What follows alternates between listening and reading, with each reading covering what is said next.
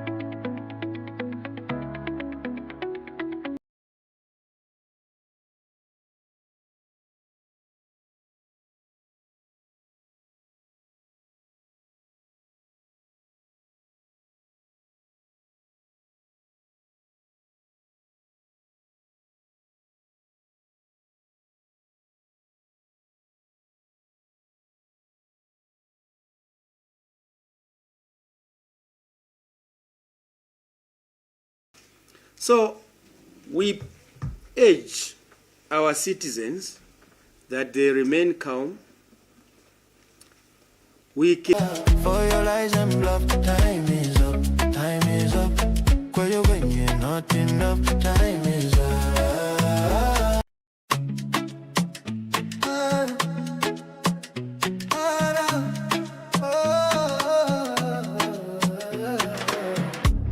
When you ndemwe chabe mabanja onanjala mkomo ndalama zonse mutumbalano masukwa kuchuluka pa mutupatu. Time is up, time is up. When you not enough, time is up. For your lies and bluff, time is up, time is up. When you not enough, time is up. For your lies and bluff. Kani zanu ndizo panda pindu anakulira miseu mwatu tikufuna chilengede cha tsopano osati mapoke tanu opindika ndalama. Listen to the cries, they're louder than your lies. You can't silence the truth. It's time for the youth. Time is up, time is up. When you is not enough, time is up. For your lies and bluff, time is up, time is up. When you not enough, time is up. For your lies and bluff, we rise, we stand, we fight together for the children, for a better forever. When you kunata pano, we take the rain. Tikonza jiko.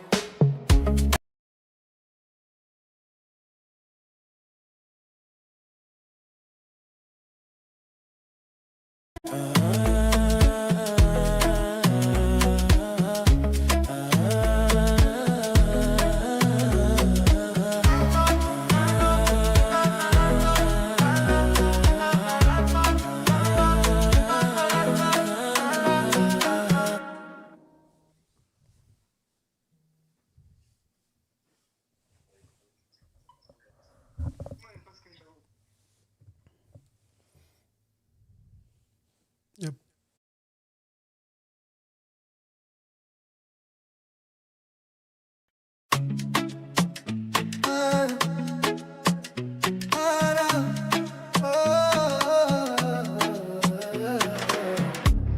Kwenyu ndemwe chabe mabanja onanjala mkomo ndalama zonse mutumbalano masukwa kuchuluka pa mutupatu. Time is up, time is up. Kwenyu not enough, time is up. For your lies and bluff, time is up, time is up. Kwenyu not enough, time is up. For your lies and bluff. Kani zanu ndizo panda pindu anakulira miseu mwatu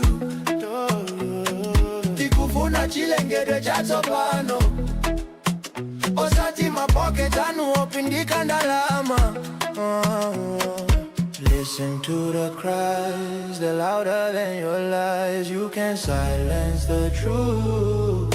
It's time for the youth. Time is up, time is up. When you is not enough, time is up. For your lies and bluff, time is up, time is up. When you not enough, time is up. For your lies and bluff, we rise, we stand, we fight together for the children, for a better forever. When you kunata pano. Hello, welcome to today's broadcast. We are hosting Dr. Chitalu Chilufya. Let me see if he's in the studio. Well, he's not in the studio yet. He's in the studio already, but I have an issue where we just have audio without the picture. Let me resolve that quickly as I come back to the program.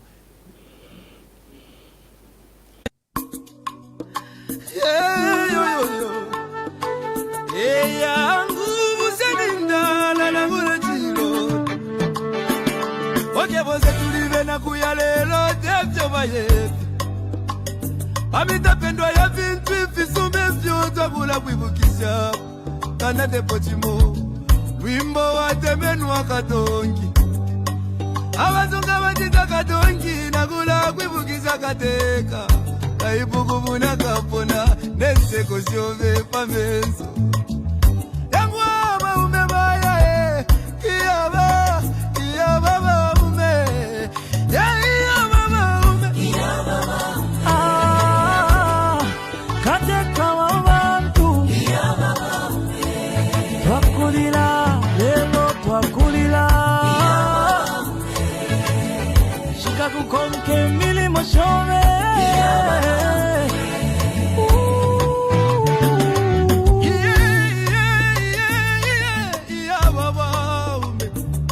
ale filamba yenamita pengosile eti kumemo kulondolola abale lilo wingi iseko wingi mwakwete isaso wingi mwakwete mwaya mwende wino tata wesu katusi muchibotege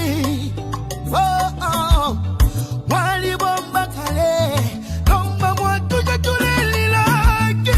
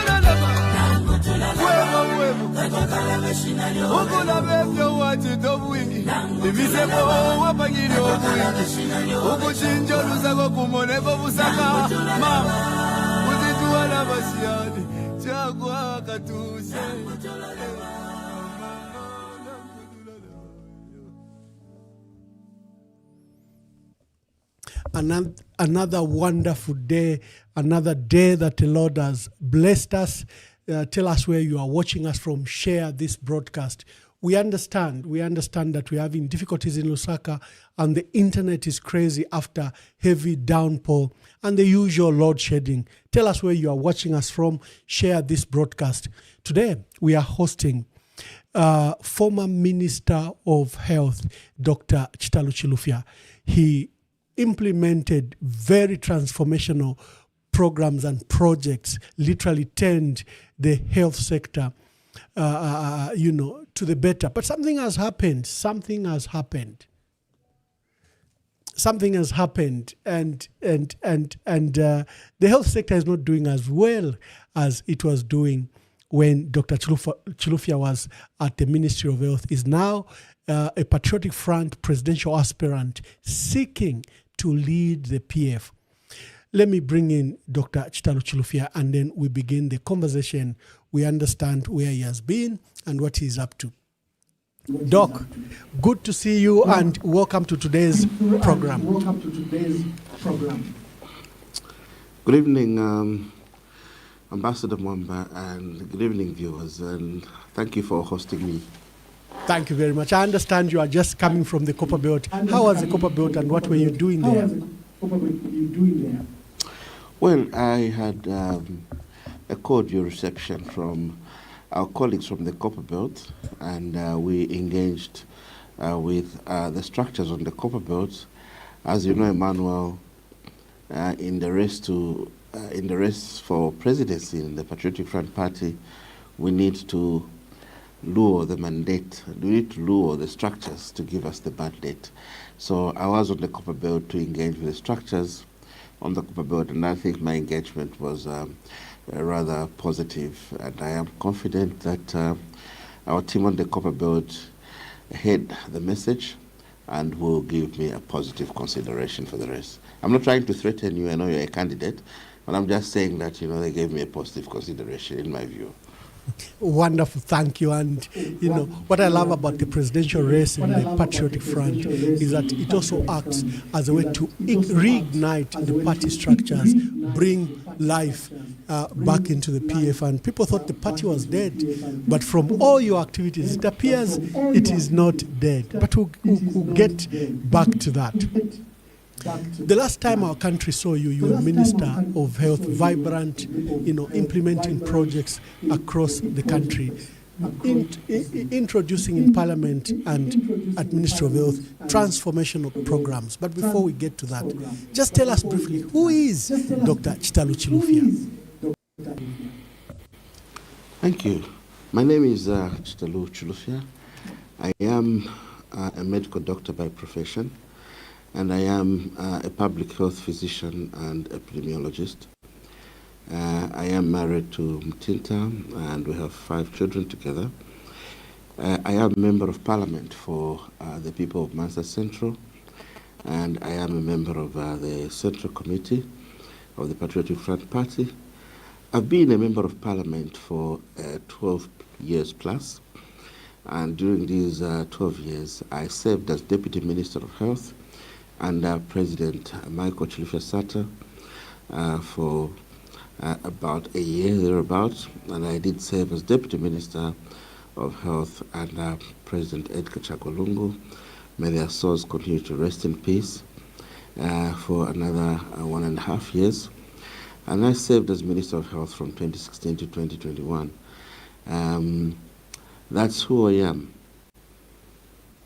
Oh, wonderful.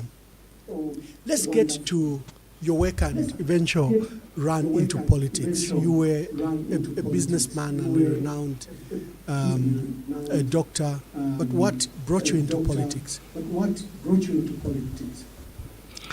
Well, Emmanuel, I should state from outset that I've been a medical doctor for 27 years and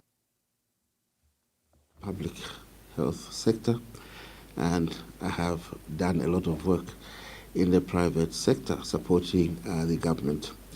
And in my life, in my professional life, at UTH I served about 3 years. Then I went to work in Southern Province in Itezhi. I ran the hospital, I was medical superintendent, and before that I was actually working as a senior officer at Mose General Hospital. And after Itezhi, I became District Director of Health for Namwala. All that in 5 years. Then I resigned from government. I joined the US supported projects that were looking at health systems strengthening. And I was seconded to support government in strengthening health systems. So in my work as a consultant under USAID, I was positioned in Luapula province. And as I went around the province to mentor health workers, to restructure health systems, particularly clinical care and public health, I noticed that our people faced a lot of challenges, and it summoned all of us to leadership to help uplift our people out of the challenges that they were facing. And that's what attracted me to politics. And I thought that was the avenue we could use to help our people out of poverty and out of the many challenges that they faced. As I worked throughout Luapula, from Milenge to Chiengi, I noticed our people were facing very basic challenges to do with inadequate access to health services. And I did notice that there was an opportunity with effective political leadership to address some of those challenges, because they spoke directly to key health indicators such as maternal mortality, child mortality, incidence of TB, HIV, malaria, and I noticed that we were lacking in strong leadership at grassroots level. And I thought I could participate in supporting our people, lifting them out of poverty by addressing social determinants of health through being their representative as Member of Parliament, lobbying for development for them, and ensuring that we channel resources in a strategic manner to address key determinants of health. So basically, I was attracted to politics out of the experience I gathered in my work providing public health services throughout the province of Luapula. Before that, of course, in Southern Province in Namwala when I was District Director of Health, and in Monza and Iteshteja. This rural experience really helped me develop a panoramic perception of what our sector in health was and what our people generally lived like. And so that provoked me to join politics to support our people and improve their welfare. Oh, wonderful. Your journey in the health sector, you started as a deputy minister under President Michael Sata, I think, who had poached you, and you stood under Mansa Central when we lost the former Minister of Information at the time, Honorable Kennedy Sakeni. And you took off at Ministry of Health. I remember meeting you when your minister then was Mr. Joseph Kasonde. When you had an opportunity to lead the ministry, just tell us some of those transformational changes you did, because they were transformational in nature, other than the huge infrastructure projects that the party and the ruling party was rolling out. You played the central figure. Let's speak to that program before we see how we go about it. Well, thank you very much, Emmanuel, for that important question. Yes, I was appointed Deputy Minister the day I was elected as Member of Parliament for Mansa Central, taking over from the late Sakeni, Kennedy Sakeni. May so rest in peace. He was an elder brother who worked with me closely, and we had a very cordial relationship even before he died. And he is a man who left a blueprint that I just built upon in the constituency. Rest his soul in peace. I honor the memories of His Excellency Michael Chilufya Sata for having that acumen to pick me as amongst the many medical doctors, first of all to contest in that by-election and also to serve as a deputy minister. The late President Michael Chilufya Sata himself was a model Minister of Health, and I followed his work while he was Minister of Health. I was a medical student when he was Minister of Health, and he left a trailblazer of developments in the health sector.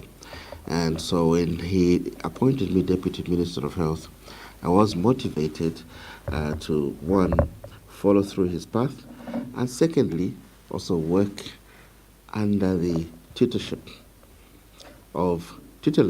of Dr. Kasonde Joseph, an authority in health systems, renowned authority in health systems, a gynecologist of international repute.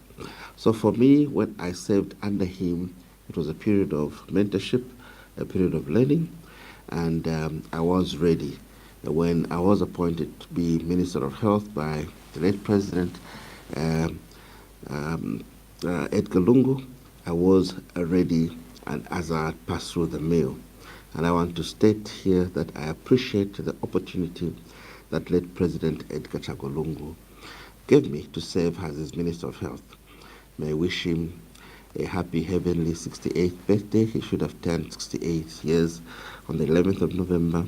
May his soul continue to rest in peace. And I'll use this opportunity, Emmanuel, to just say, let all involved in the intransigency of procrastinating his burial bury the hatchets and ensure that we honor him with a dignified burial. I will proceed to respond to your question. Between the year 2016 to 2021 was a transformational period in the health sector.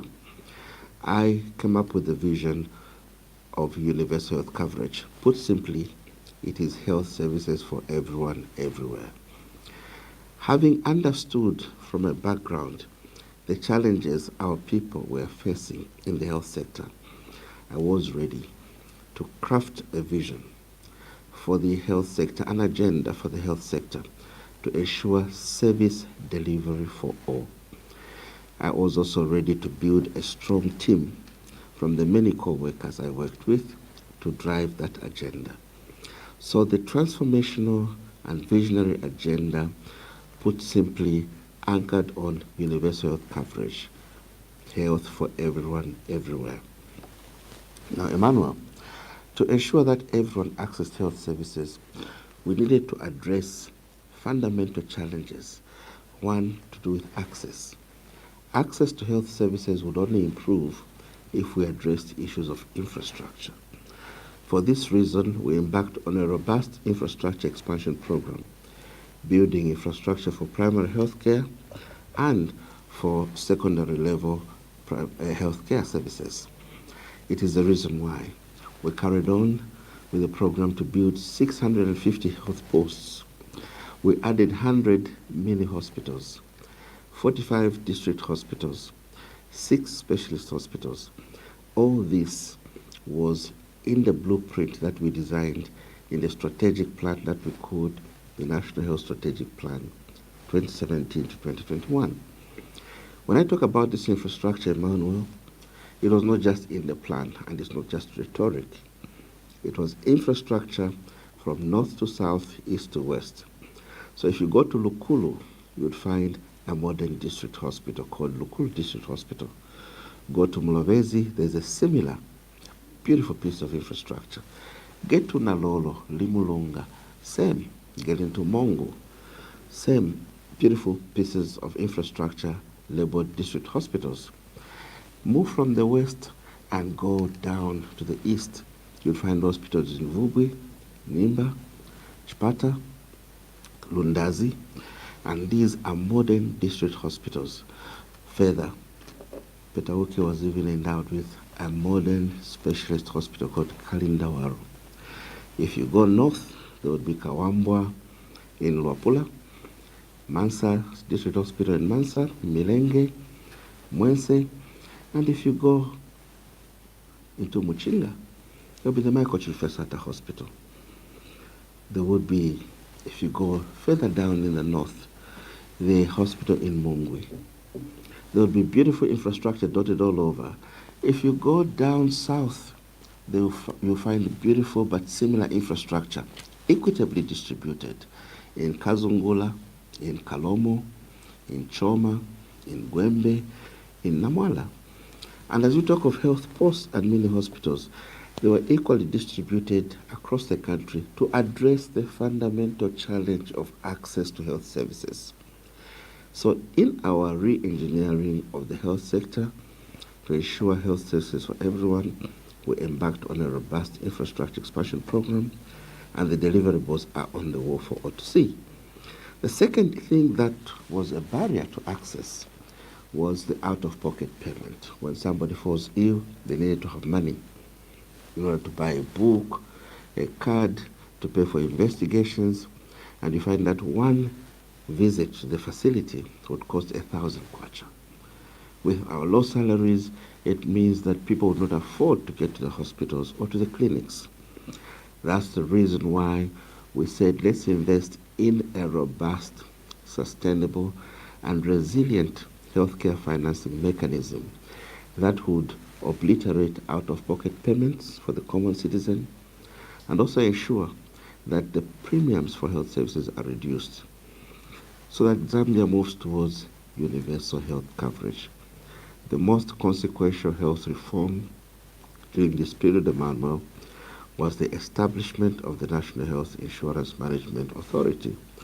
It basically moved Zambia from 4% insurance coverage to well beyond 50% today. And if you talk of insurance coverage, you're talking of people getting ill and not needing to have money in their pockets to get treated. That's the best way you improve access to health services and to improve outcomes. So NEMA is the most consequential health reform from 2016 to 2021. Thirdly, the supply chain for medicines. We all had districts, we had districts moving or traveling, district staff traveling long distances to come to Lusaka to collect medicines from medical stores. But re-engineering the supply chain, we set up hubs in the regions. There's a hub, the first one was in Choma, the second one was in Western Province in Mongo, and then we set up one in Chipata, one in Impika to cover Muchinga and Northern, another one in Mansa, another one in Lonsha to cover the Copper Belt. This collapsed the distance our staff had to move to collect medicines. It improved access to safe and efficacious medicines for our people. That was a very serious transformational move, and it really improved outcomes.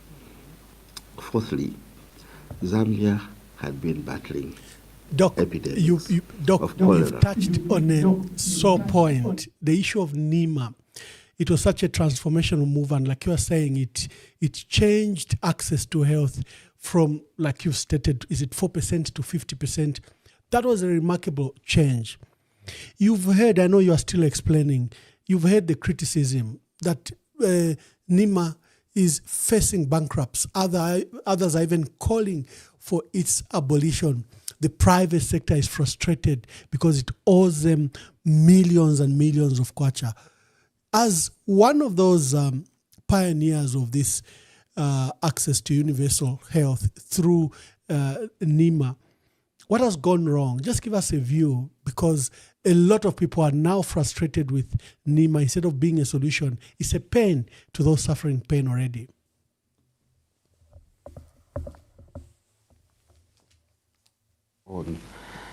Is the cornerstone of any agenda for universal health coverage. Now, Emmanuel, when the NEMA Act number 2 of 2018 was passed to establish NEMA, we had milestones that were set, and these milestones needed to be followed, and they were guided by actuarial assessments. Now, what has happened today is that the actuarial clock is now current, and the milestones have not been reached or have not been honored. We said to start NEMA, let's have every worker contribute 1% of their basic pay, and let the employer also contribute 1%. Now, this was the net pay. We also said, look, let's ensure that we begin with the formal sector, and the informal sector, we included the community, and there were many different milestones. But we did state that at a particular year, we needed to improve on the collections by changing from net to gross as the basis for your deductions. That has not been done despite agreement with the unions and other stakeholders. That's a mistake. Number 2, the 2% that is combined, the worker and the employer, was insufficient even ab initio. However, it was good for starting, and that was supposed to be improved. There were finance reforms that were supposed to be carried out in 2022. Beyond that, there were other milestones that should have been implemented as part of the actuarial evaluation. Now, what has happened is that despite the unions, the government, and other stakeholders, in the spirit of the tripartite council, meeting and agreeing to adjust the subscriptions to move from net to gross. Despite these agreements, government has not moved to come up with a statutory instrument to implement the agreements in the tripartite council. That is gross failure of leadership. NEMA today is facing insolvency because of gross failure of leadership. And it is important that NEMA today addresses the management and policy level inaction that has besieged it. If we do not act now, yes, NEMA will be insolvent. But then, why should we allow others to play midwife to the birth of a revolutionary intervention, innovation such as NEMA, and then allow others to certify it dead? We must summon all stakeholders to the table today and agree on how we need to move to resuscitate NEMA. The private sector may have had their own challenges as they were introduced, as they were accredited in order to provide NEMA services. These challenges were not insurmountable. The private sector are a critical stakeholder in provision of universal health coverage. What is important is ensuring that there are controls. So NEMA needs to look back at the initial actuals, even the latest actuals. Look, the 2022 actuarial evaluation did state that NEMA would actually be insolvent by the year 2025 if we did not act in line with certain interventions. We ignored that. The actual clock has hit us now, and we want to be surprised that NEMA is almost insolvent. No. We need to address issues of leadership, policy, inertia. Inaction is what is murdering NEMA today. And NEMA must not die. NEMA has saved lives. NEMA has changed the way our people manage our livelihoods, in fact, manage their resources. Because in the past, people used to spend a lot of money out of pocket to seek health services. But because of NEMA, there's been that relief. The out-of-pocket payment is gone, the premiums have gone down, and a lot of people are able to access health services, both in public and private sector.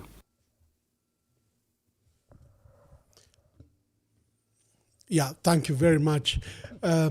We have issues of internet from Lusaka, but I know that we will be resolving it. Oh, there is back. Maybe we had power failure.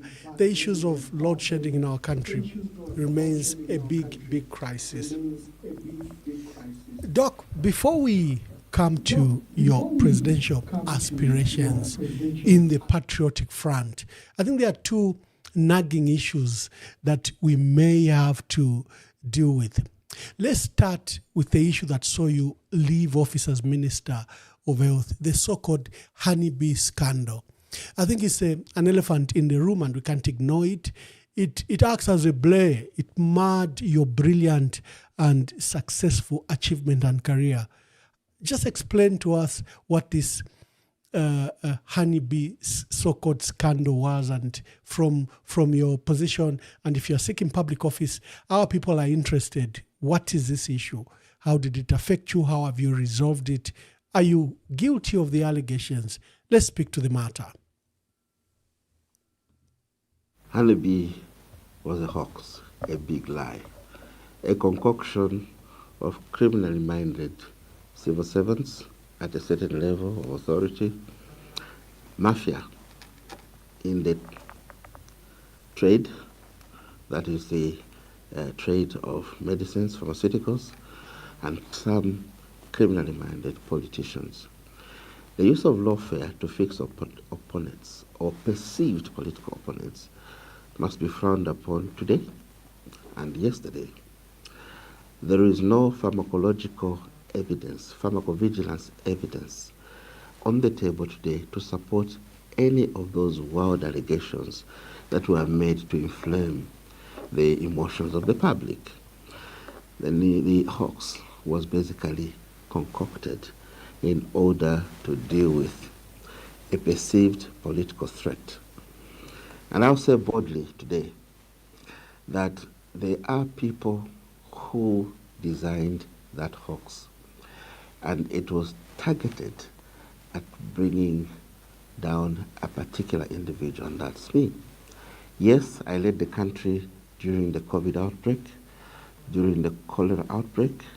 Yes, there are a number of things that we did in the health sector, in addition to what I explained earlier on, and the public appreciated that. There are colleagues and certain stakeholders who may not have been too pleased with it and designed that hoax. Shameful, and for me, time should come when those should be brought to book. We cannot tolerate people sacrificing science at the altar of politics, just for expedience. You cannot have technocrats paid to puncture condoms and put water there, and then pick cameras from rogue media, and then inflame the public with allegations of leaking condoms. Those must be brought to book. I am ready to stand before any court and ensure that all this information gets public, on one condition, that any information that has been classified must be declassified. We do know that there were staff at ZABS who were paid to manufacture reports. Those staff even resigned. Their resignation letters are classified. They should be declassified. And we must ensure that all criminal elements in the civil service who served during that time and who are still serving are brought to book, to ensure that they are brought to account, to book, for inflaming the emotions of the public, just to deal with the fame of a perceived political threat. And I may be inclined to believe you that probably lawfare was used, because at the time I think the party was going to elections in 2021, and there were indications that the former vice president, Honorable Inonge Mutukwa winner, was not standing, and that President Edgar Lungu was searching for a running mate. Your name and other names of our senior leaders was in the basket. Probably you knew about it, probably you didn't know about it. Could this be the reason why this aggressive attack was made? First of all, we had COVID. And COVID was being addressed by presidents across the world. Only in Zambia did we see the Minister of Health to be the one giving those daily addresses and daily reports. There were occasions, very rare occasions, when the late president spoke to the country. And I personally criticized this internally and externally, that a pandemic of such magnitude should have been led by the president, but you became the face of it. Do you attribute that, and did you become a face of the COVID crisis by design?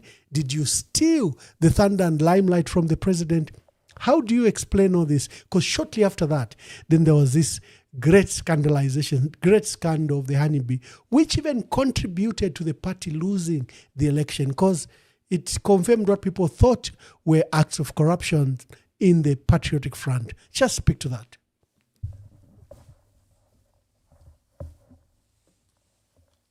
State, as part of the preamble in response to that we must, as a people, place value on meritocracy, and performance.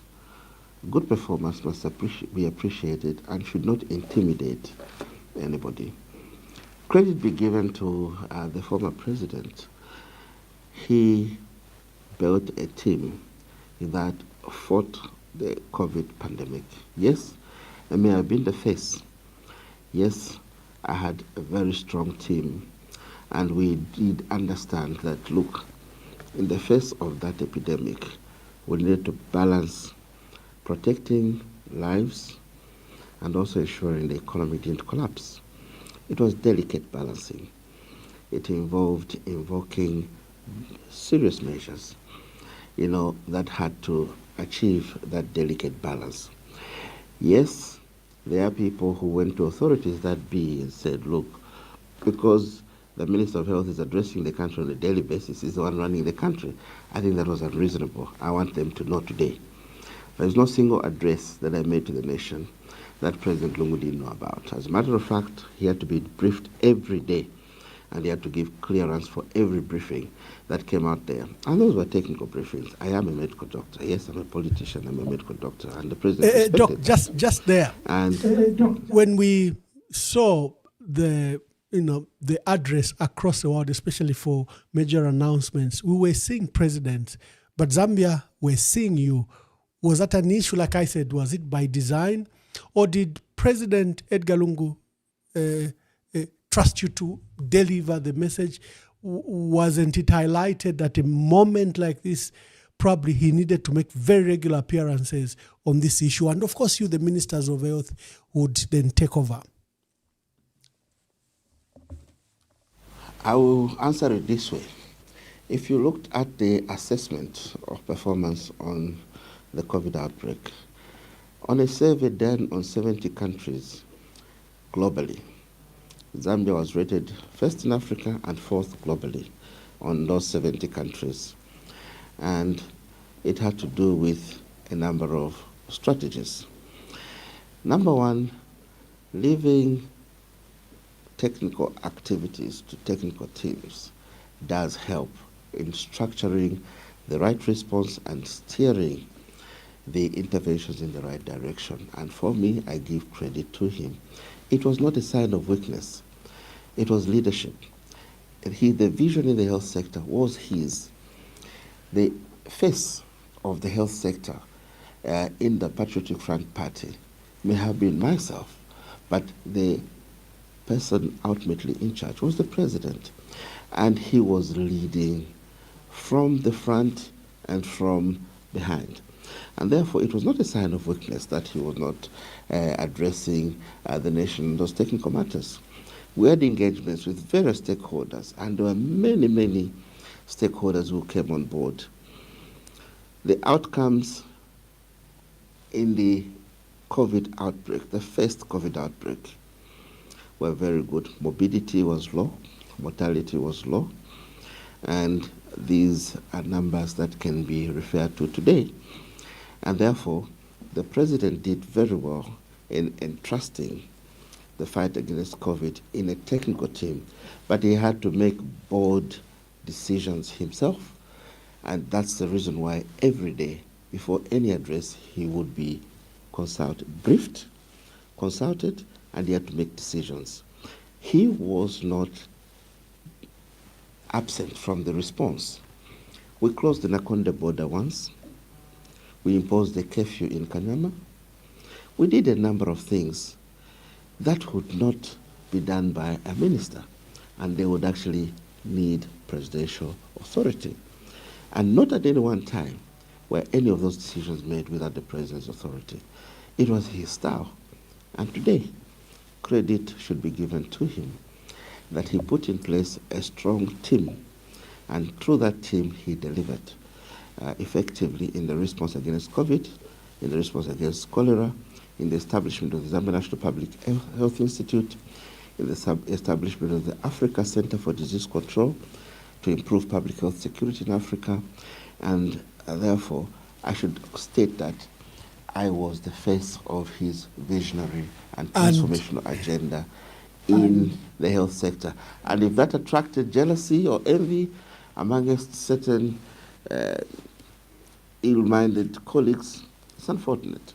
Yes, and then came the praises. Then came the praises credited to you after the one of the biggest cholera outbreaks was addressed, the COVID crisis. Then the praises came to you. I think the limelight was justified. People saw your competence, your knowledge on the matters of health and the interventions, and you introduced these technical terms, like people would say about Ronald Penza, who introduced a country to macro and micro words, these big words. You also began, big words like pharmacovigilance became ordinary terms thanks to you. But you've just made a very strong allegation that the honeybee issue, I think then to attempt to destroy your big name and character, was brought in. You are making allegations that this was designed like to inflame public opinion, to destroy your career. Are you sure about these allegations? Did people set out to set you up, make allegations, use institutions to make a scandal that was not? Just speak to this, because you've made very strong allegations about this matter. And I'll repeat, it was a hoax. This is the reason why, when the parliamentary committee sat to review the evidence on board, they made it very clear. There were no leaking condoms brought into the country. There were no expired drugs brought into the country.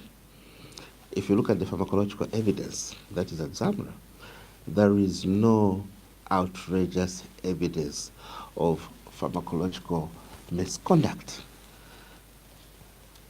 What you see in regular pharmacological findings as you deal with regulation of medicines, you will not find anything that was outside that scope.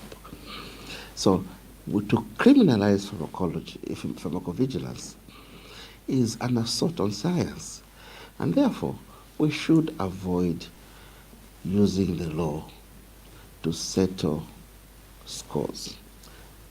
We should avoid adulterating science. We owe it to our future generations to be sincere and honest.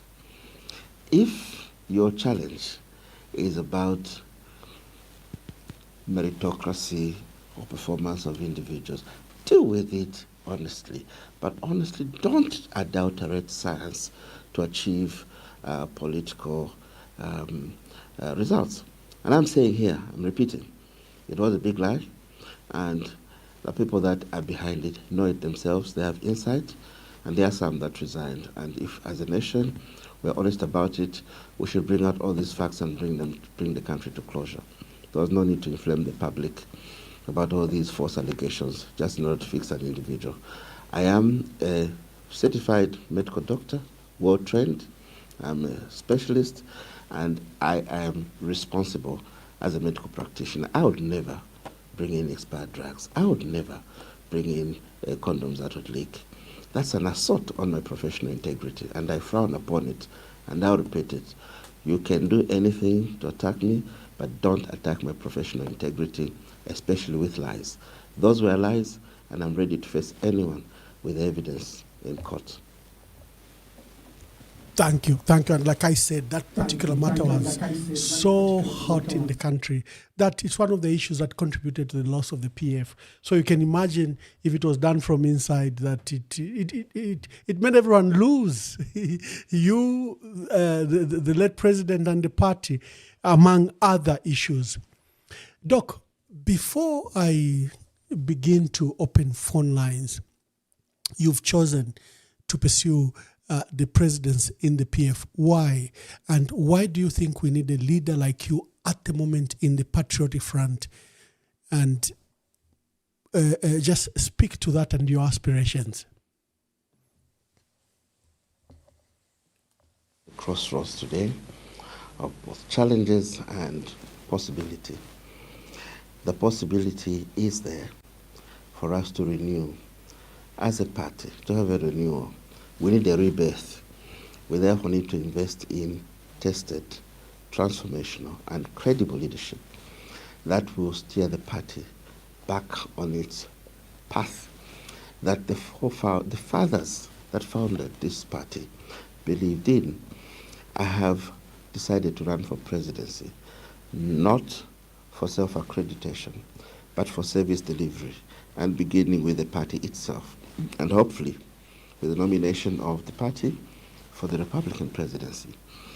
The party requires a major renewal, it requires to shift trajectory. The party is engulfed in internal wrangles. These are not insurmountable. These are matters that can be resolved as a family. And I believe that what the party is lacking today is credible leadership. It's leadership that can steer the party in a transformational path. I am offering myself to lead, to renew the party, to steer the party in its rebirth. And I'm saying I'm tested. I am transformational. I'm visionary. In Bemba, Emmanuel, we say, what I did in the health sector, I'm able to do in the Patriotic Front Party. I'm able to do in other sectors of energy, agriculture, water and sanitation. I'm able to do in all other sectors. There must be recognizable evidence of performance. For one to seek leadership, there must be a track record of recognizable achievements. And that's why I am here stating that at a time of public health war, I was available for leadership.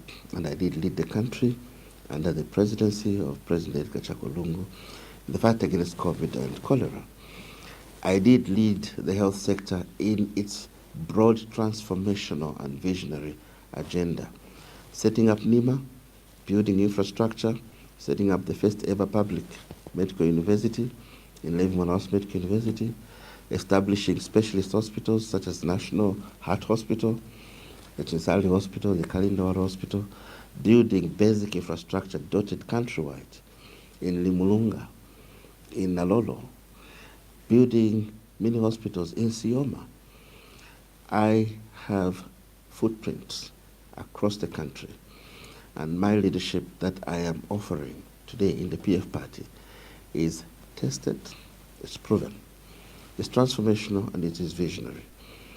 Lest we forget, there are many times that we were faced with many challenges, particularly in the sector I lead, and there is evidence supported by numbers that we succeeded.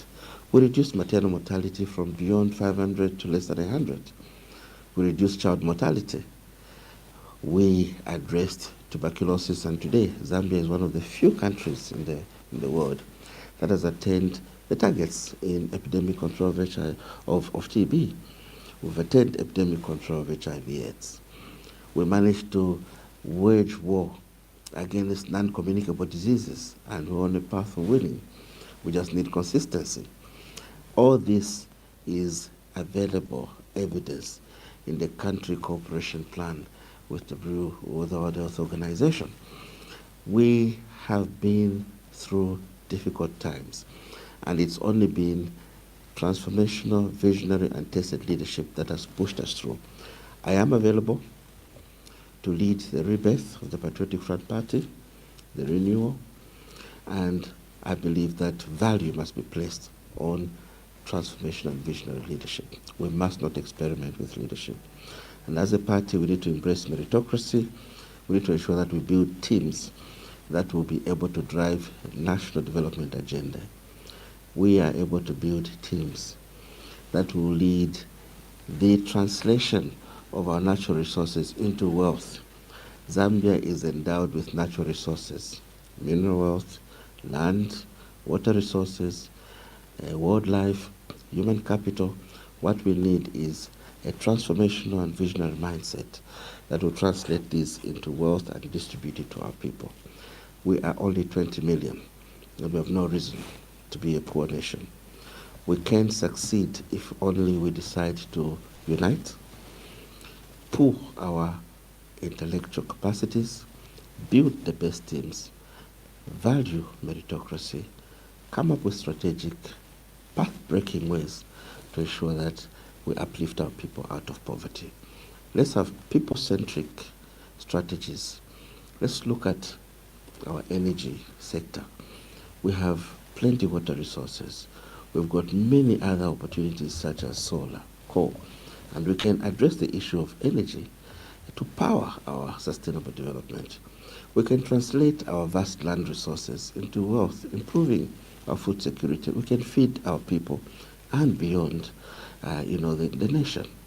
We can afford to improve beneficiation in the mine sector and ensure that Zambians benefit more from their mineral wealth and ensure that we reinvest that money that we get from our minerals into social services for our people. There are many things that we can do. All this, I'm saying, is doable. And what I did in the health sector, I am able to replicate in other sectors. After the PF, Emmanuel should have an easy choice. They should look at the basic principle of each kwanka, wachimwena kumampalanya. Let's not experiment with leadership. Oh, wonderful. Before I bring you to your view of the state of the nation, your relationship, your perceived relationship with the UPND and President Hakainde Hichilema, I've seen in the comment, is even coming up already. When I think in 2023 there was a Mtomboko ceremony in Kawambwa, people saw you walk up and greet the president because it was live on TV. Then they saw you at an event with the president in Mansa, in your constituency. Then they saw you go all the way to Mazabuka and you were seen on the same podium with the president.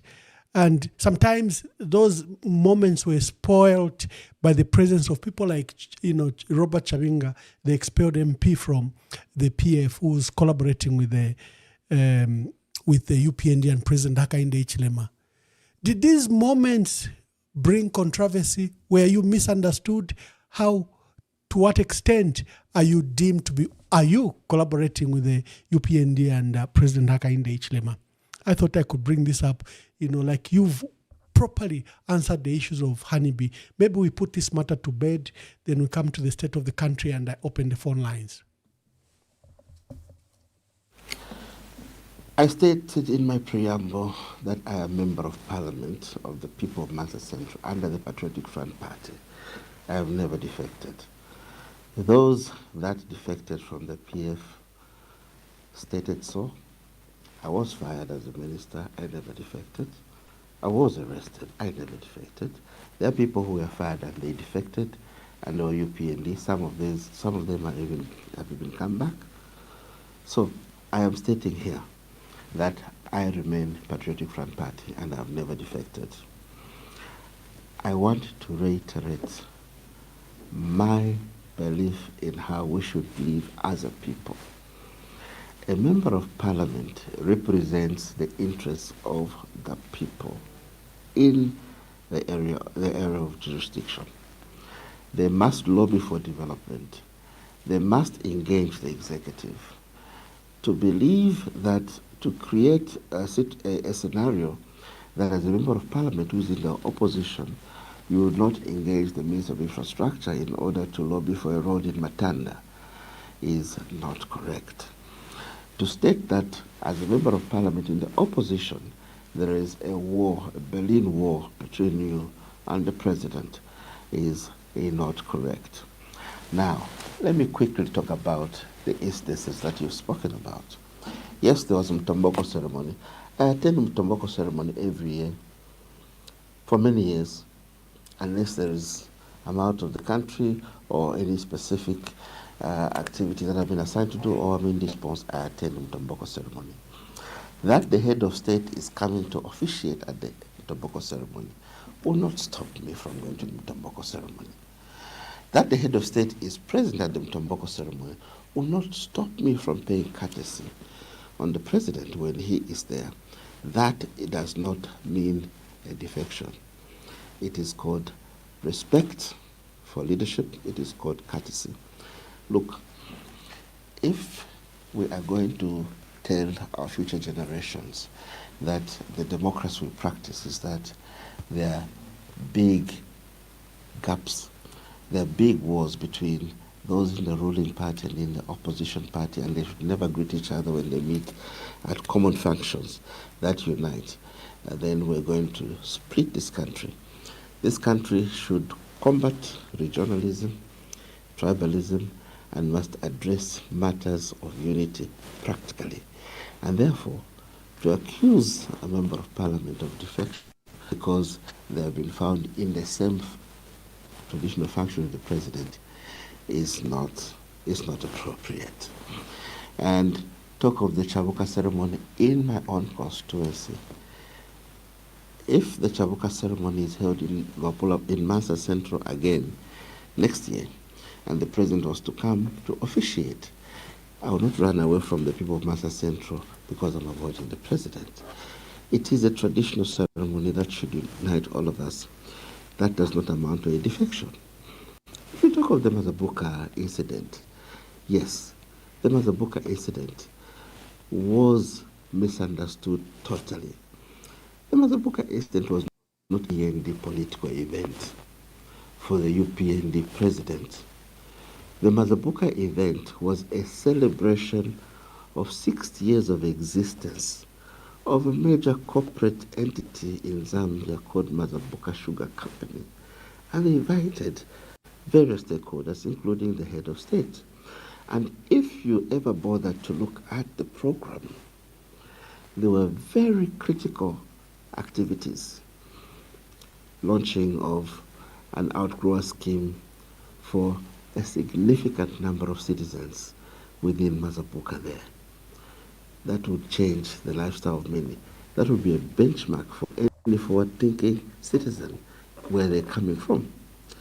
There were lessons shared in corporate management, how Mazabuka reached where it was. Of course, Mazabuka has changed ownership over, Mazabuka Sugar Company has changed ownership over many years. So the invitation to Mazabuka was not the invitation of a politician to a political event.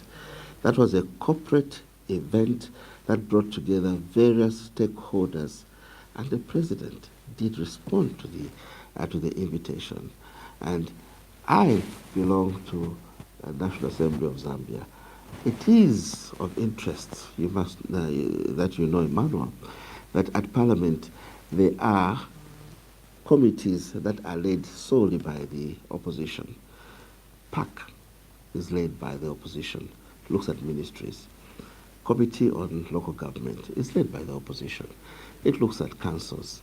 Parastatal bodies is led by the opposition. It looks at parastatal bodies. And I chair that committee on parastatal bodies. And if you look at the membership of that committee, there is Honorable Kampiongo, there is Honorable Munduvile, there is Honorable Kasandwe, there is Honorable Nyemba of the opposition. As a matter of fact, for those of you who would want to say that is a UPND job, we competed for election for that position with Honorable Kampiongo twice. Well, it was an elective process under the National Assembly guidelines, and I emerged winner of that event. And if I lost, it would have been Honorable Kampiongo. So these should not be misunderstood. If I attend a corporate event and I take interest as the chairman of a parastatal, a business that is doing well, and there are lessons to learn, that does not amount to a defection. Emmanuel, refer to the address that I made in that 30 minutes chat I had at that reception for the president. I said 60 years of existence of Mazabuka Sugar Company coincides with 60 years of Zambia's independence. It is good that we unite. And therefore, it was a good coincidence. And it was therefore important to reaffirm or to recommit ourselves to a unitary state, and to reaffirm to our commitment to unity. Nothing political. Tell me, Emmanuel, bring out a clip, show the world where I ever said I had defected. But to state that a member of parliament in the opposition will not engage with the executive is outrageously wrong. And if you tell me today that when the president was in the opposition, he never allowed it, if it was wrong, then it doesn't become right today. And I'll say this again. There is no member of parliament in the opposition who will not engage the treasury that is run by the executive in order to deliver on education infrastructure, health infrastructure, roads, and anything else in their constituencies. That's the reason why I was surprised that one of my colleagues recently was criticized for issuing a simple statement that they had seen benefits or delivery on development in their constituencies using a particular line of funding from government. That was just being honest. I reiterate my position. I'm a Patriotic Front member of Parliament. I've never defected. I paid 200,000 kwacha in 2022 to compete for PF presidency. Compete with me on a level ground, and let's just look at merits. Sontopo wa bomba, ngatakweta pa kusonta, useleko tubombeko. Ichkwanka, wachimera manga, there are things that we can point at that we have done. If you have nothing to point at, don't waste the people's time.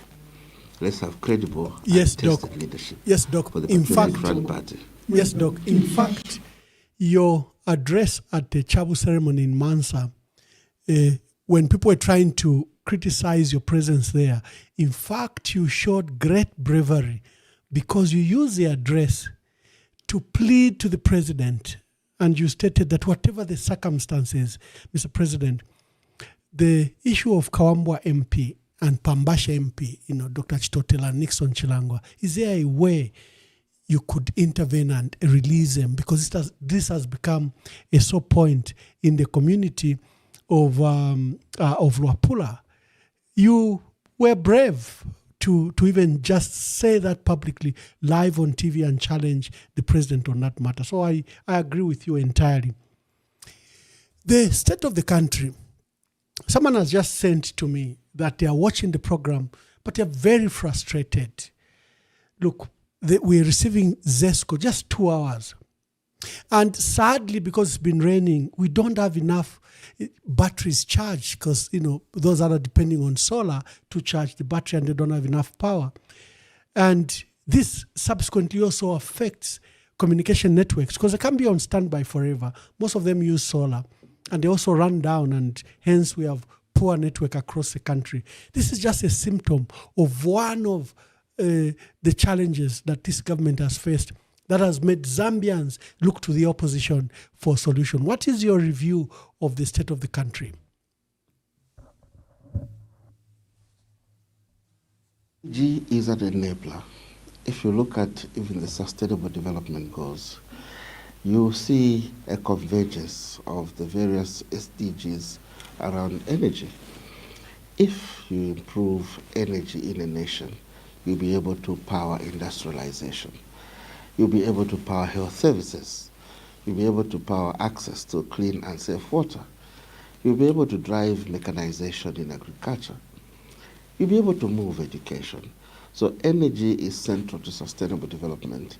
It is a sermon for all of us today to pool our faculties to ensure that we reinvest in energy. Emmanuel, let's be realistic. The demographics of yesteryears may have matched the investment in the energy sector, but with the demographic expansion, we did not see matching investment in energy infrastructure.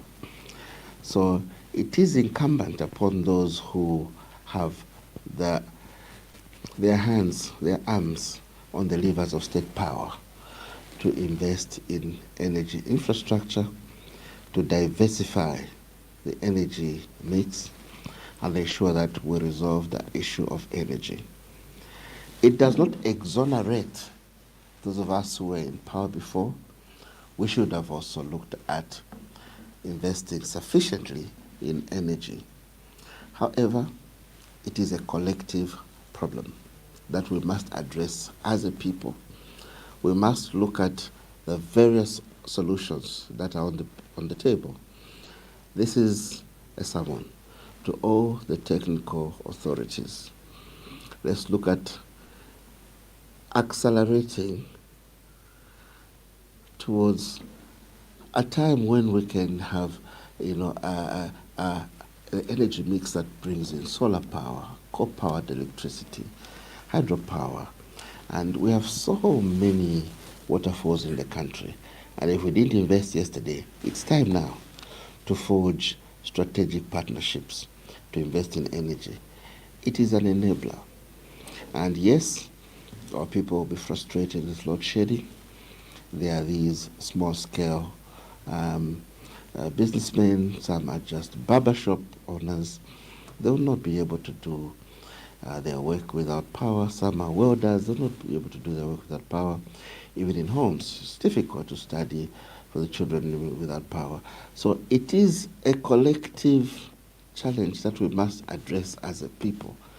It is an emergency we must face. And I'll state here, yes, there is a huge challenge to do with energy, and government, charged with the responsibility to manage the affairs of the nation, should lead transformational and visionary strategies to ensure that they lift us out of the energy crisis of today, notwithstanding the fact that we could have done better previously in investing in infrastructure for energy. Indeed. In fact, there's a good report. The peer found a big challenge in the energy sector. They only found 1,600 megawatts installed capacity, and they ramped it up to 3,400, all the investment that was done in mini hydro from Kawambwa, Mpulungu, and to the big ones like Iteji, then the Kariba North Bank and Kafue Gorge, which was the biggest investment of about $2.1 billion. So there was that jump from 1,600 megawatts to 3,400. And at least they began to roll out solar, Bangweulu and the other one, but it was only about 94 megawatts. And it's good that probably this government has begun to expand. But I draw inspiration from literally a reprimand that Dangote, the Nigerian billionaire and investor in public sector, did yesterday to the president. He simply told him, these solar and green issues, don't listen to them. First attend to your core power. To your base load. And your base load here in Zambia, you are privileged. You have up to 200 years worth of deposits in Sinazongwe and Mamba. That's invest in it. And he said, look at the people telling us to go green and solar, which is not very reliable. They themselves are using more coal than us. And he gave an example of Germany, which is using more coal, and they're importing it from South Africa than South Africa is using on its coal. In fact, there's a big rollback on South Africa that it should move away from coal. And, President Cyril Ramaphosa made that major announcement. And UK has just reopened a 30-year-old mine and has given out new licenses. Clearly, I think we need to also exploit Mamba collieries. Dr. Chitalo Chilufya, I'll subject you to calls from our people. I think you've explained very well on your leadership and the disposition, and you've put away, especially the so-called controversies. Let me play Dangote, and to you, our dear viewers, we are hosting Dr. Chitalo Chilufya, current MP for Mansa Central, former Minister of Health, a man of great experience, just in the health sector and across, and is a presidential aspirant in the Patriotic Front. Is among those, we have a huge number, about 13, is among those that initially paid the 9. So join the conversation and let's participate in the debate. The green one that they're talking about, which is, solar or wind, because you have the coal is there, and you should use it to generate your power. The power, they actually said that, Your Excellency, without power, there's no growth. No growth without power, anywhere. And then when you have power, you will actually unleash growth in the country. When you do that, you talk less when you go out there to campaign, to tell people what you've done, because they will see what it is. They will actually feel it. It's not like education where it takes several years before you can see the benefit of it. But this one, once you give power, it gives other things, opportunities, GDP growth, and it will give a lot of disposable income, just like what you mentioned, Your Excellency, saying that, yes, today in Zambia, you are using rain-fed agriculture. So rain-fed agriculture, it means that you are going to do one season. But right now, you go to countries where they are doing 3 crops per season. So if you are going to do 3 crops, it means that something like maize, which you are good at, you'll actually flood the entire African continent with maize. So, but right now, a lot of people, they're importing, maize, African countries.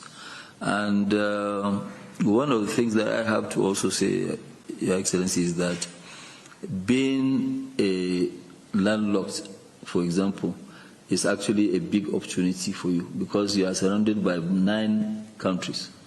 So when you do well, and I'm sure the time will come when there will be a race, Your Excellency, because your colleagues that surround you, the 9 of them, when they see how well you are doing, they too, so it will be a race to see who will do best. That is how they are able to grow, the economy of Asia, because it was a race. Singapore, Malaysia.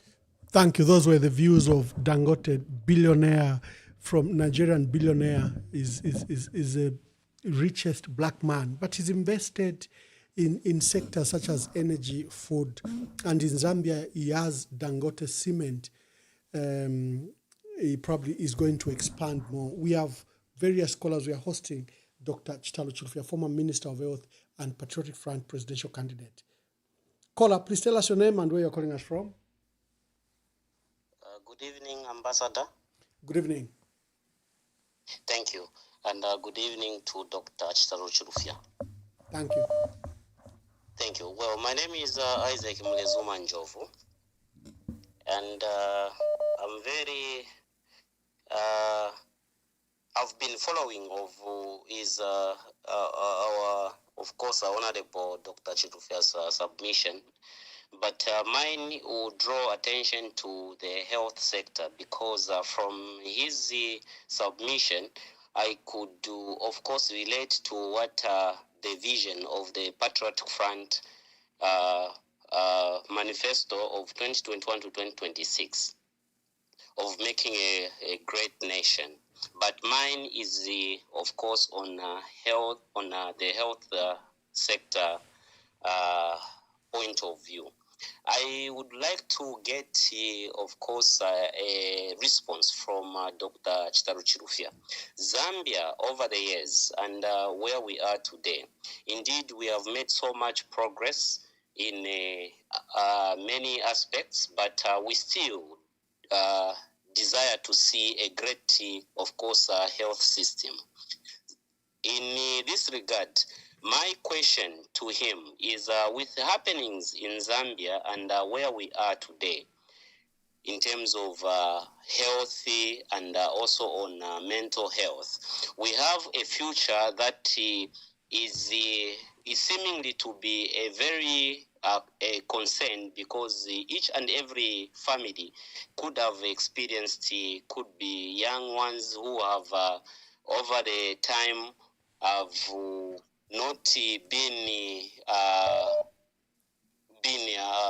as in presenting themselves to be an answer or a solution to a future, but induced into could be drugs and everything, but also losing the focus and in absence of impact that can come from the government to empowering them to be a product that a future we need or require given an opportunity. Sir, Dr. Chilufya, you being, of course, an health expert and also understanding the aspect of mental health in Zambia, what is your vision and what are you telling the Zambian people today in how best this can be addressed, considering that we need a productive nation And to have a productive nation, we need to have a human capital that is well equipped mentally, physically, and health going forth. Thank you, and thank you to you, Ambassador. Thank you very much. We are taking calls. We have Dr. Chitalu Chilufya, presidential candidate in the Patriotic Front and former Minister of Health. Hello, caller. Please tell us your name and where you're calling us from. Thank you very much, Ambassador. My name is Kefas Mwapemsonda, calling you from Central Province, Kabwe, an advocate of industrialization and national development. Dr. Chilufya, good evening. Yes, he can hear you. Proceed with your question or contribution. Thank you very much. Ambassador Mwamba, I think Dr. Chilufya did very exemplary well when he was Minister of Health. And at such a time, just like you alluded to, when we had the COVID 2019, it was so difficult for the country to believe and trust this pandemic given to the nation. I think it was equal to the task. But the question to Doc tonight is, since you were acquitted of those allegations, do you in any way are thinking of, for instance, if you win the PF presidency and subsequently you become president of the Republic of Zambia, are you going to pin down those that had come up with those flimsy allegations that made you lose even the ministerial position and dented your name?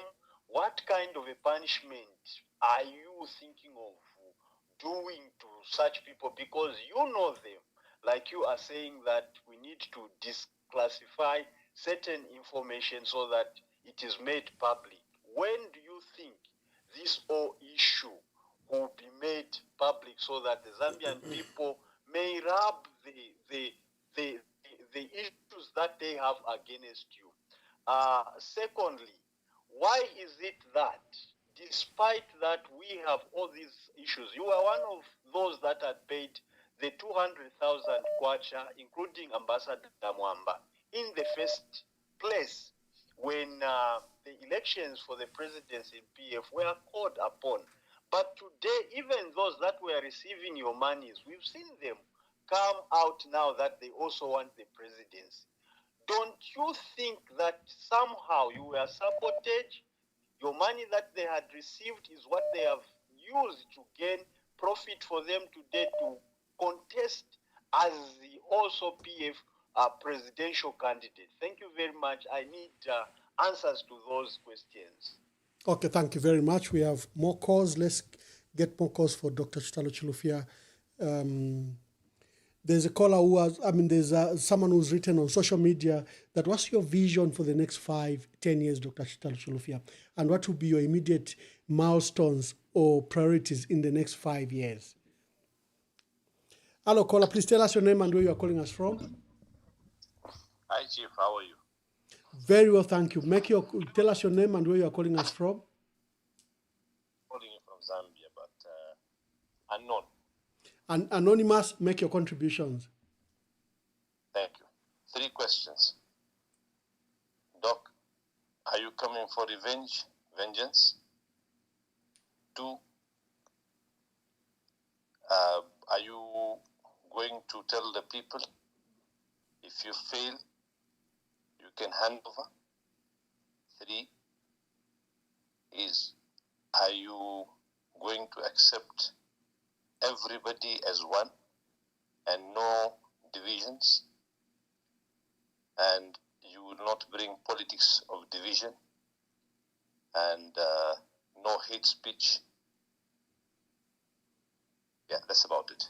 Okay, thank you very much. Among the key questions there from a caller, anonymous, is you are willing to lead. Are you able to be led? I think that's a summary of it, and is asking whether are you coming in to revenge or will you use the opportunity to unite everyone? Let me take a few more calls, and then we allow Doc to answer. Thank you very much. We are hosting the former Minister of Health, Dr. Chitalo Chilufya. He was very instrumental in curbing COVID, of course, with the leadership of President Edgar Lungu, and his leadership was transformational. Hello, caller. Please tell us your name and where you are calling us from. Good evening. Good evening. Ambassador. Good evening. It's good to see Honorable Chitalo Chilufya on your show. Thank you. My name is Owen Mugemezulu.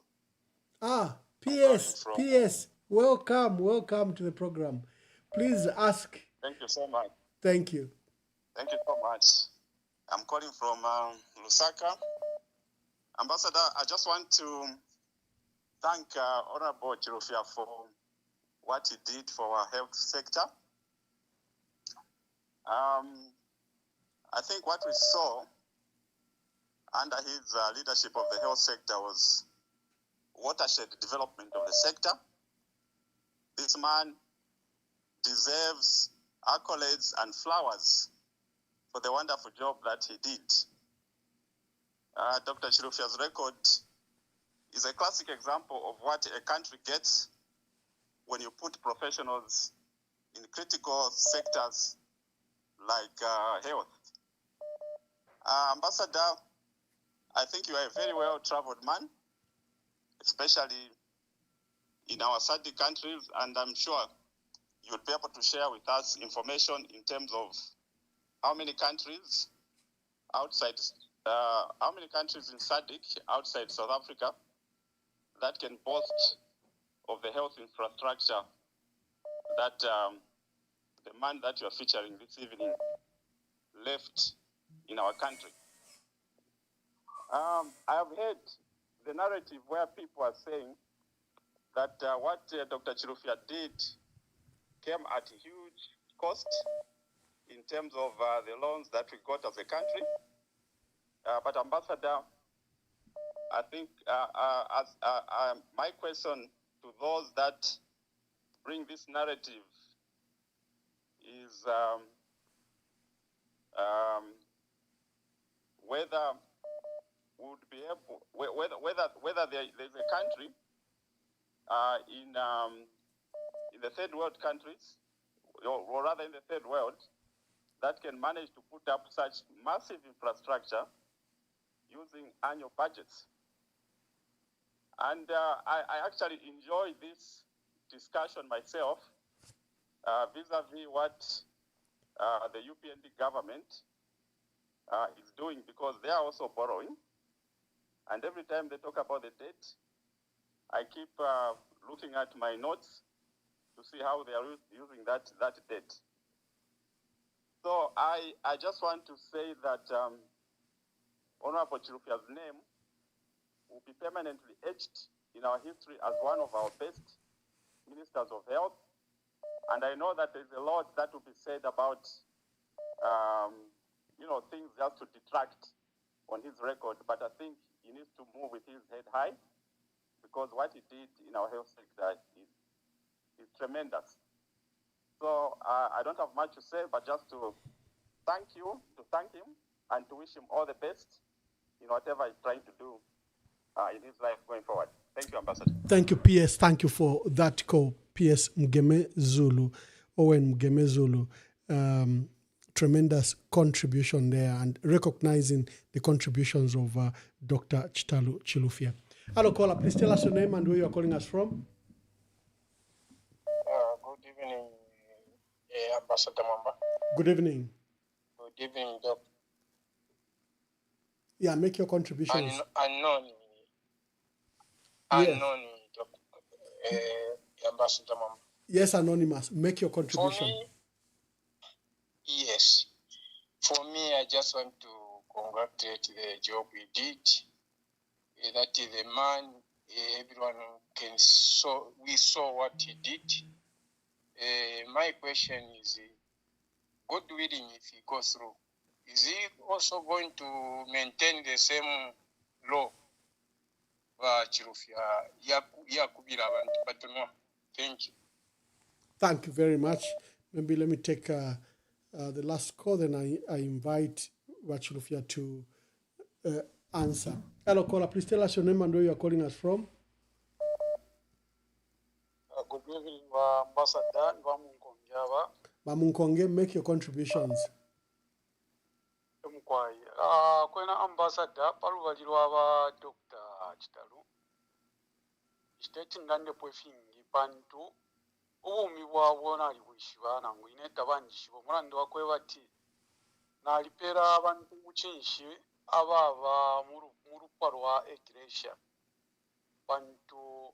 abantu abaleba trust kuma bishops nangu before tabalala kwate ekyo ekifulo balipera okulingana n'emibombere yaabwo neffe babombere twaliifi mwana nomba kimbye kyo ndeera ndako limwalimu emisuula nakyena nga kyapitirira efintu tafiba bwino bantu obubuteeko tetimupite na mumbali limwe omuntu ng'ali ku lufyanya nangu wamwerera kyaliringa wamulanga okwebata ali lufyanya okukira wamwerera olole mulanga kwati talufyenye because ministry yabo bali babepesha efintu fyakwebati bambina pali ino nshita fyali bange efishinka fyakita affect na PF yonse PF government lero abantu balishibika okwebati ba PF government balifi abalala kyapalire mulamu government mwali abantu abalebomba against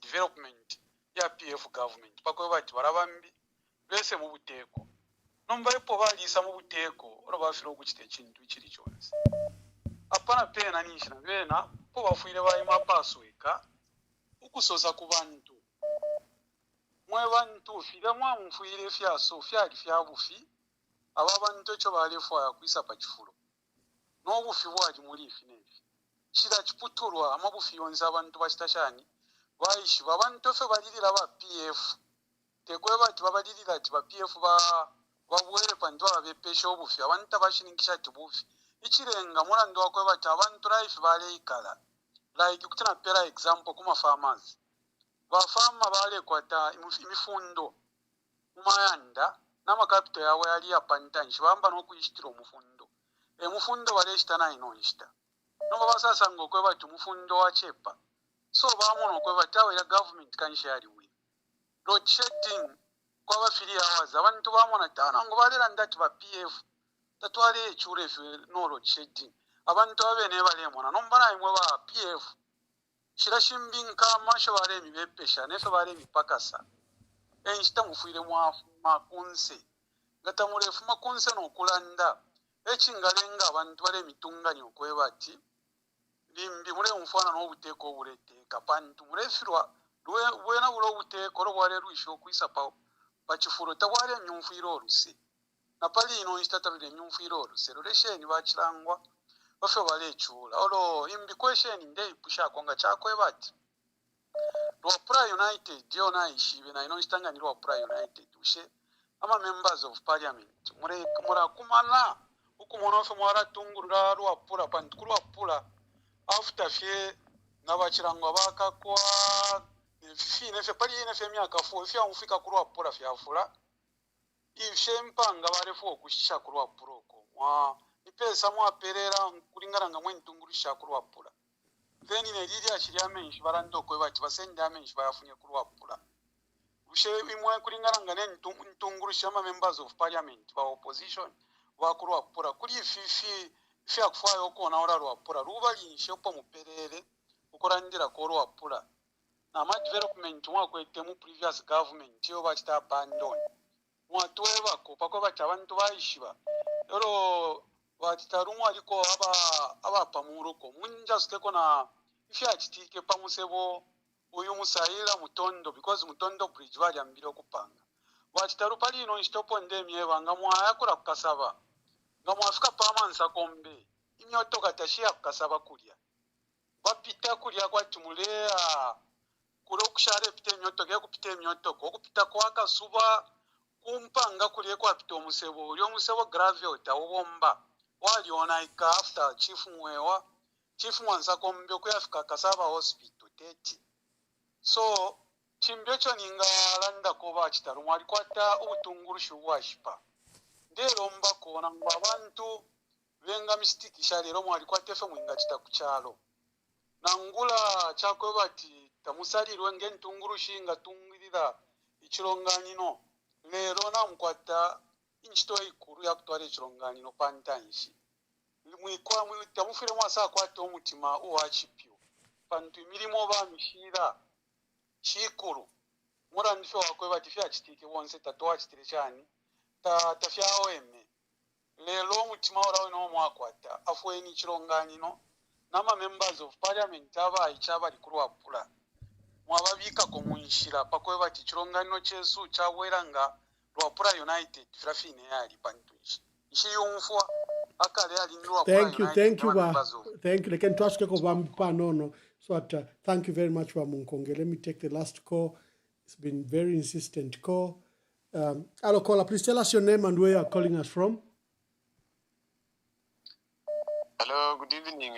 I'm Teddy Mwamba calling from Lusaka. Teddy, make your contributions quickly. Yeah, well, I'd like to commend Dr. Chilufya because he left visible works that we are able to see today.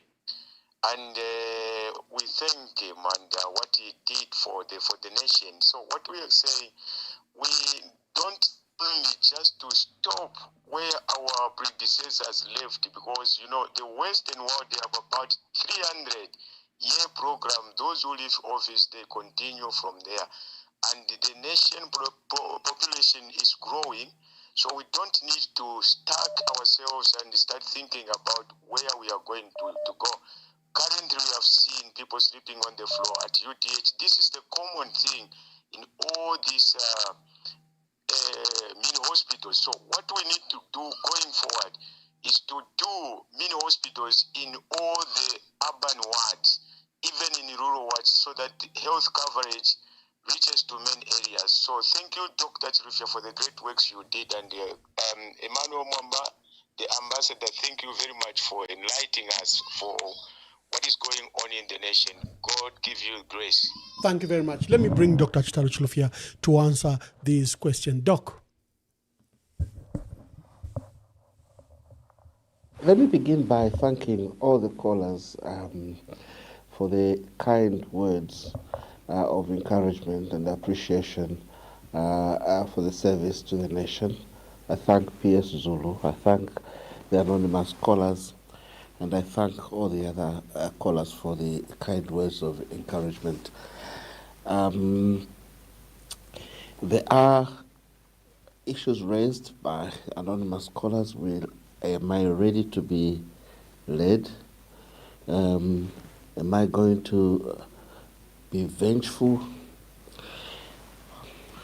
Number one, I am a Christian. Vengeance is for God, and I will have no time in position of power to start revenging on anyone. The judiciary is our last bastion of hope, and politicians must not be seen to be interfering in the administration of justice. And if justice is being administered, that should neither be misconstrued to be vengeance, as long as there is no will, there is no interference from politicians. That must be frowned upon. I am not a vengeful person, and vengeance is for God. But I shall not hesitate to point out that it was extremely unfortunate for those tenderpreneurs, for those senior civil servants and envious politicians to connive, to come up with big lies, to inflame the emotions of the public. That must not happen again, and I am hopeful that with our judiciary as the last bastion of hope, we should be able to put these matters to rest. Am I ready to be led? I believe in respecting the will of the people. And I will present myself to the people, to the structures, as an aspirant for leadership. And I will make it very clear, as I am now, that I am ready to lead, that I possess the necessary credentials, I have the necessary experience, and I have served at critical levels of governance. And I must reiterate my position in that to aspire to lead, one must have recognizable track record of past performance. We cannot just become. We must have evidence of what we have done in the past, and we must also ensure that as a team, we are honest with ourselves and be able to respect each other's abilities and disabilities. And if the people decide that it should be somebody else, I shall respect the will of the people and be led by one who the people shall say shall lead. This is not to say that I am preparing to lose. I am winning the next PF election. Secondly, there was a question on the issue of unity in the country. What has been happening? Like I've said before, I believe in a unitary state, and I believe that Zambians, led by politicians, must unite the country. We must ensure that we do not focus on anything that promotes regionalism, tribalism, and any other form of discrimination. Zambia is a land where everyone should be seen as an equal. There should be equality of opportunity, there should be fairness, there should be social justice, and unqualified commitment by all of us to democratic ideals. We must invest in strong democratic institutions that assure delivery of social services to all the citizens. I will state again that we are a party of hope, and we are ready as a party to build internal consensus. What we just need is broad-based renewal, rebirth. We need to build unity, and in order to achieve this, we need credible leadership, and that's the reason I'm offering myself for leadership. Even in the shadow of death of our founding fathers, the first two presidents, we can rise yet again if we are just united. And I want to thank again all the callers who have expressed kind words of appreciation for the work that we did together. Indeed, what is my plan for the next 5 years? First of all, sustainable development that focuses on people would be my priority. We would be focusing on ensuring that we build a team that would drive an agenda to translate Zambia's natural resources into wealth and distribute this wealth equitably. Would promote strong institutions of governance, of democracy, and ensure that there is a country where everyone has an opportunity, there is equality of opportunity and fairness. And we must also state that the priorities that shall be set out shall be solely people-centric and shall be structured in such a way as to ensure that sustainable development is assured for our people. We are a land of promise. We are 20 million people, well endowed with natural resources, with strategic transformation and visionary leadership, which I'm ready to provide. Zambia is able to reach its target of becoming a prosperous nation by the year 2030.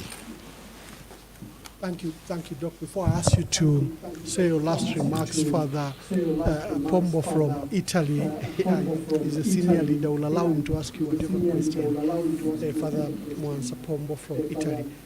We're just about to close the program, but your remarks or questions to Dr. Chitalu Chilufya will form part of the last cause, or exactly what we feared. We could be losing power because of this load shedding.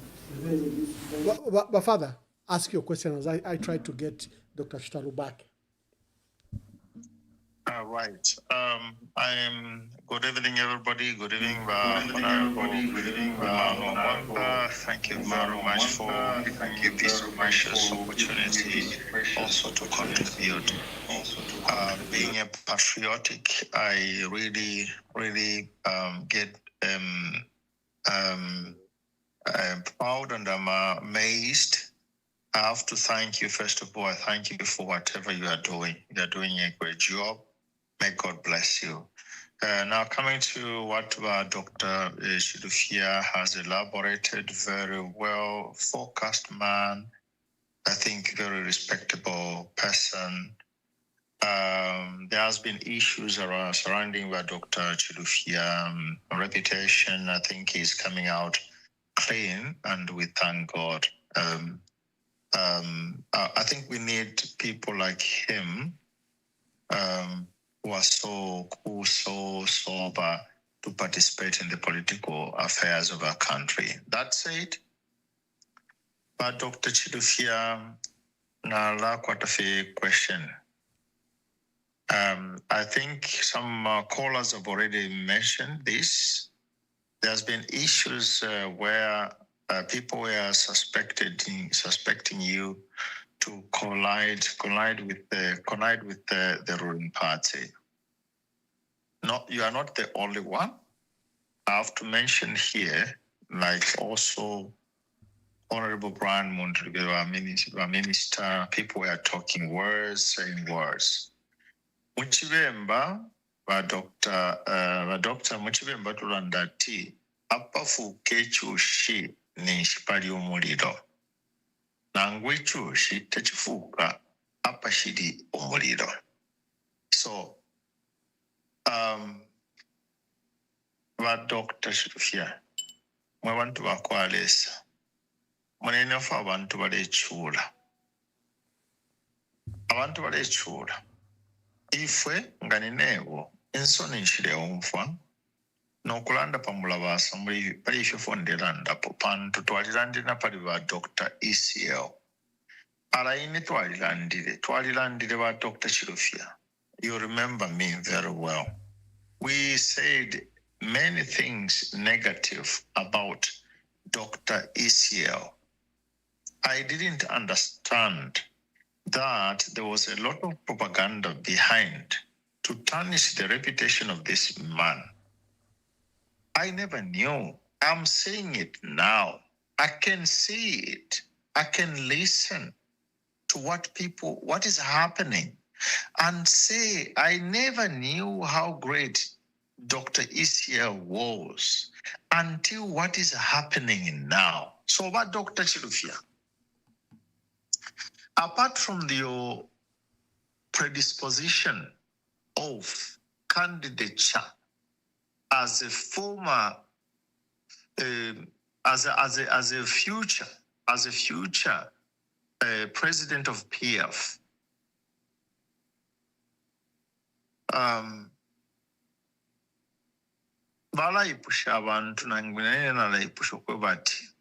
how can you guarantee the people that tomorrow you are not going to betray them by falling eventually in alliance with Haka in the Chilem? It's the same thing that people are asking with Honorable Mundubile. I respect all of you, myself. That's my position. I respect all the candidates, and I would love you to go and compete because competition is healthy. So I respect all of you as candidates. Nomba, nshirefo kupita mumbali na ngukufisa nshike umuto wandi mumuchanga nga ostrich. ekimubiri kyonsina kikyala ku nsi okuba ati akamutwekaayo ashiikwa mu mukyanga inendefu okwisa pano n'okumipusha ba Dr. Chirufi. What is your word to the Zambian people that tomorrow you do not betray the PF and to form an alliance with President Hakainde Hichilema? Thank you very much. Thank you very much. Doka, to allow Father Oscar Mwanza Pombo from the Vatican is a prolific contributor, but is also a senior, is a Catholic priest based in Italy and is a senior contributor to the governance of our country. What would be your last word? I think we've had a wonderful podcast where you've clarified all these issues, but you can use, for purposes of emphasis, you can use your closing remarks to answer to some of these issues.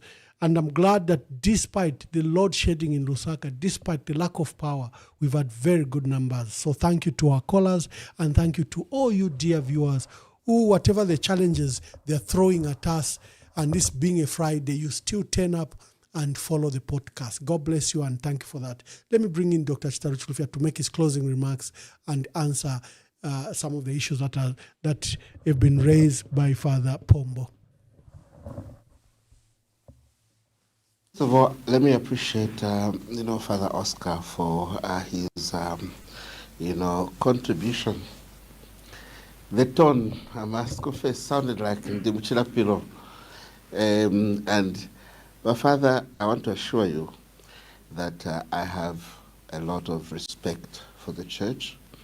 It's a moral voice for the people, and all those charged with the responsibility to govern the people have an inescapable duty to listen to you, because you only speak on behalf of the people.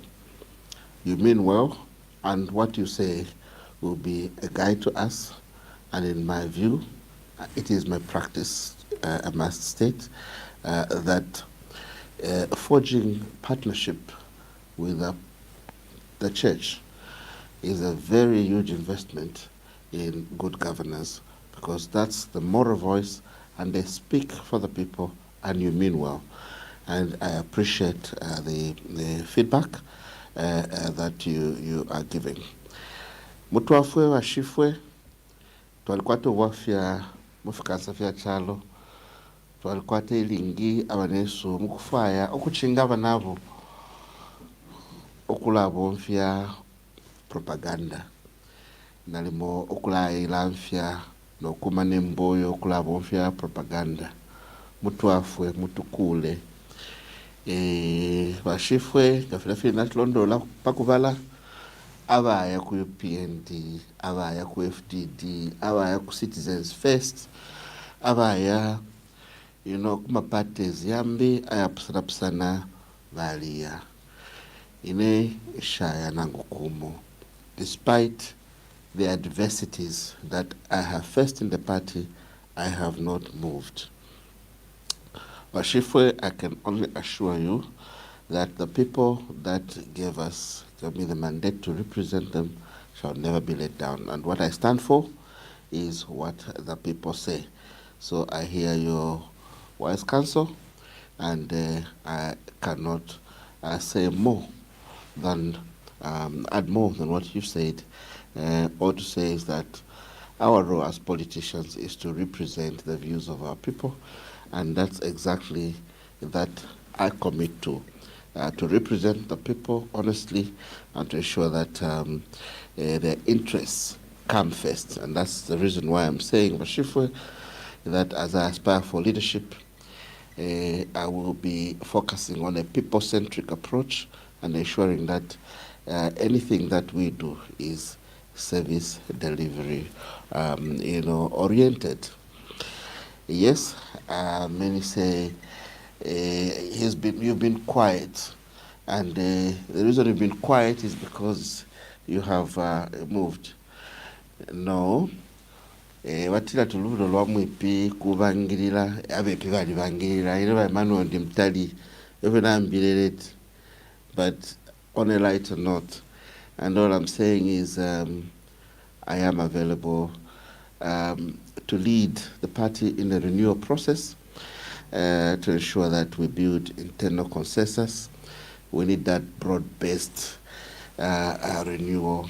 We need a rebirth as a party, and we need to ensure that we sit and overcome whatever internal challenges we face and offer the Zambian people an alternative. As we do all this, let us remember that we have a duty to unite as a people across the political aisle and ensure that even in our politics, we do not denigrate or disintegrate the nation, but ensure that we focus on development and uplifting our people out of poverty. So I want to thank you, Emmanuel Mwamba, for the opportunity to appear before this show. And I will conclude by saying that I have decided to run for PF presidency to offer that tested leadership that can transform the party and what I've done in the past should be the guiding light as to what I would do with the party and with the nomination of everyone at national level. So I am looking forward to the date when we hold this competitive program and ensure that the party succession comes to closure. Thank you. Thank you very much, Dr. Chitalu Chilufya. There you are, viewers. We had another exciting program. I brought Dr. Chitalu Chilufya here to sell himself, to allow you to know him. And I've seen a lot of comments from our viewers. They're saying Zambia and the Patriotic Front are such a reservoir of leaders. You are spoiled for choice. So it's not correct that there is no opposition or there is no leadership. And this program demonstrates that every time we bring any of the aspirants or candidates, you see leadership, you see an alternative president. And there is Dr. Chitalu Chilufya. And I'm glad that he used the opportunity to fend off these long-standing remarks. And for the media, you've never heard him especially speak about the controversial issues in the manner he has spoken. Let's exploit the opportunity and carry those views to clear the innuendos and the lawfare that was waged against him. And to our faithful viewers, we have another big show on Sunday.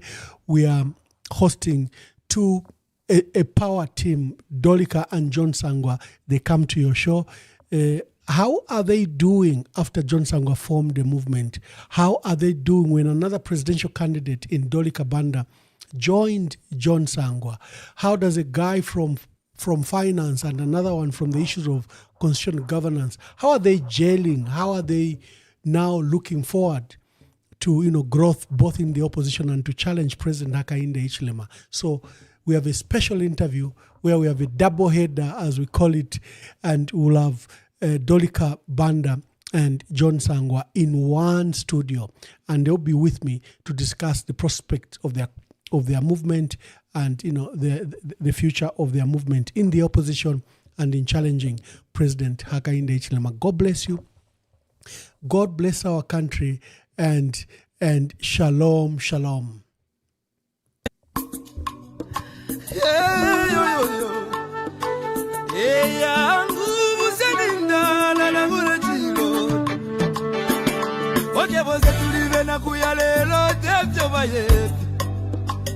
Pamitapendwa ya vintu ifisume vyoza kula kwibukisha kana depotimo wimbo wa temenu wa katongi abazunga batita katongi na kula kwibukisha kateka kaibuku muna kapona neseko siove pamenso yamwa maume maya kiyaba maume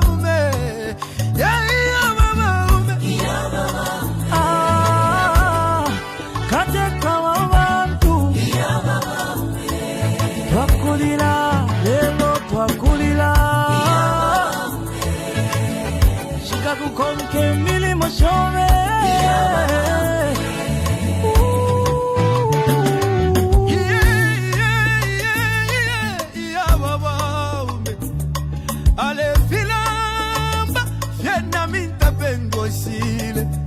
eti kumemo kulondolola vale lilo wingi iseko wingi mwakwete isaso wingi mwakwete mwaya mwaya mwende wino tata wesu katusi muchi wakege